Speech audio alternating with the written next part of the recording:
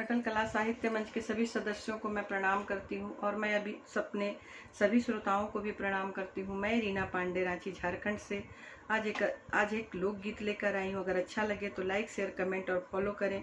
अगर आप YouTube channel में देख रहे हैं तो ज़्यादा से ज़्यादा लाइक, कमेंट, शेयर और सब्सक्राइब करें। धन्यवाद। तो आइए इस गीत को सुनते हैं।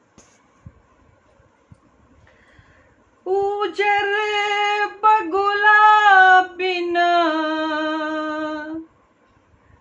पिपरो न शोभे, कोयल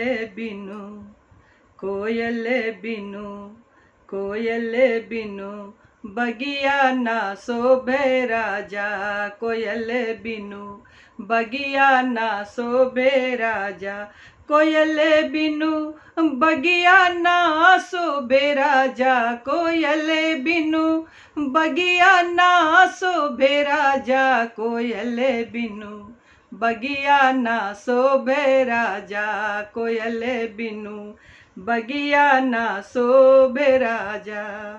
भाई भतीजा बिनु नहिरो न शोभे, भाई भतीजा बिनु नहिरो न शोभे, भाई भतीजा बिनु नहिरो न शोभे, देवर बिनु अंगना ना शोभे राजा, देवर बिनु अंगना ना शोभे राजा, देवर बिनु अंगना ना शोभे राजा, देवर बिनु अंगना ना शोभे राजा, देवर बिनु अंगना ना शोभे राजा। सास ससुर बिनु ससुर न शोभे, सास ससुर बिनु ससुर न शोभे, सास ससुर बिनु ससुर न शोभे, सैया रे बिनु सेजिया ना शोभे राजा, सैया रे बिनु सेजिया ना शोभे राजा, सैया रे बिनु सेजिया ना शोभे राजा, सैया रे बिनु सेजिया ना शोभे राजा।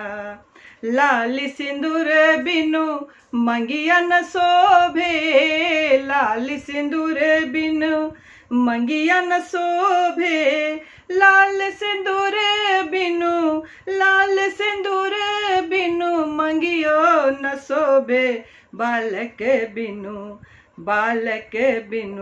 गोदिया ना शोभे राजा, बालक बिनु गोदिया ना शोभे राजा, बालक बिनु गोदिया ना शोभे राजा, बालक बिनु गोदिया ना शोभे राजा, बालक बिनु गोदिया ना शोभे राजा। धन्यवाद।